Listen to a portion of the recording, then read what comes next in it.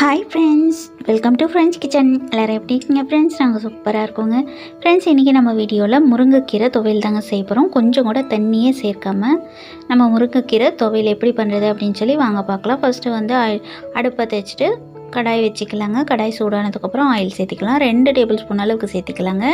நம்ம தண்ணியே சேர்க்காம இருக்கிறதுனால ஆயில் கொஞ்சம் கூடுதலாக விட்டால் தாங்க கொஞ்சம் நல்லாயிருக்கும்.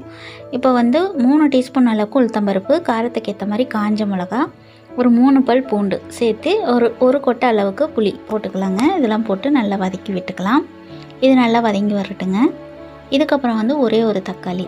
ஆல்ரெடி நான் கூட ஒரு வீடியோவில் சொல்லியிருந்தேன், தக்காளி போட்டால் எல்லா துவையலும் சட்னியும் எனக்கு ரொம்ப பிடிக்கும் அப்படின்ட்டு. ஸோ அதனால் ஒரு தக்காளி மட்டும் சேர்த்திருக்கேன்.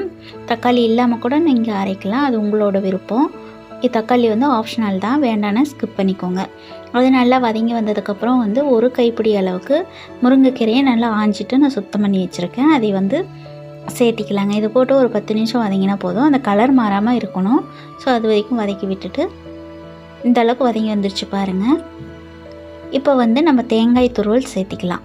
1 டேபிள் ஸ்பூன் அளவுக்கு தேங்காய் துருவல் சேர்த்திக்கலாங்க. இது சேர்த்ததுக்கப்புறம் ஒரு 5 நிமிஷம் இருந்தால் போதுங்க.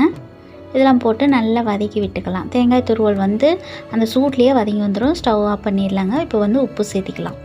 உப்பு தேவையான அளவுக்கு போட்டுட்டு இது நல்லா ஆற விட்டுட்டு மிக்ஸி ஜாரில் கொடுத்து கொரகொரப்பாக அரைச்சிட்டு வந்துடலாம். இதுக்கு வந்து தாளிப்புலாம் எதுவும் தேவையில்லைங்க, அப்படியே நம்ம சாப்பிட்டுக்கலாம். சூடான சாதத்தில் போட்டு நெய் அல்லது நம்ம நல்லெண்ணெய் ஊற்றி சாப்பிட்டோம்னா அவ்வளோ டேஸ்ட்டாக இருக்குங்க. ட்ரை பண்ணி பாருங்கள். இந்த துவையல் செஞ்சு பார்த்துட்டு எப்படி இருந்துச்சுன்னு எனக்கு கமெண்ட்டில் சொல்லுங்கள்.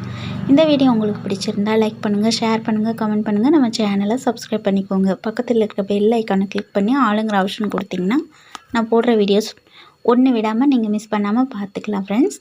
இப்போ வந்து நல்லா அரைச்சிட்டு வந்தாச்சு பாருங்கள், கொரகொரப்பாக இருக்குது. இப்போ வந்து ஒரு பவுலுக்கு மாற்றிக்கலாம். இதை மாற்றிட்டு நம்ம எடுத்து சர்வ் பண்ண வேண்டியதான். சூப்பராக ரெடி ஆகிடுச்சு பாருங்கள் முருங்கைக்கீரை துவையல். பை ஃப்ரெண்ட்ஸ், தேங்க்ஸ் ஃபார் வாட்சிங்.